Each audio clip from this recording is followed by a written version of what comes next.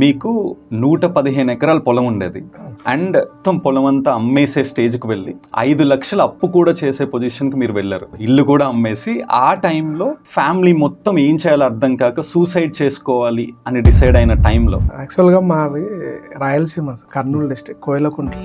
అక్కడ వర్షాలు తప్ప ఇంకా వేరే నీటి సోర్సెస్ ఏమి ఉండవు. నాన్న చదువుకోలేదు, 7 మంది సిస్టర్స్, మేము బ్రదర్స్ ఇద్దరం, నేను లాస్ట్ అండి. ఆయనకు తెలిసింది ఒకటే, అయితే పంటలు పండియాలి లేదా అదే పొలం అమ్మేసి అక్కలు మ్యారేజ్ చేయాలి. ఆ పొలం 1 ఇయర్ పండుతుంది, 1 ఇయర్ పండుతుంది. సో ఇట్లా మొత్తం కరిగిపోయింది. సో ఇంటర్మీడియట్లో ఫస్ట్ ఇయర్ స్టార్ట్ అవ్వగానే మాది మొత్తం ఎండింగ్కి వచ్చేసింది. ఇంకా నా వల్ల కాదురా బాబు, ఏం చేద్దాం, పురుగుల మందు అవుదాం అన్నాడు. ఇంకా అమ్మాయి వచ్చింది.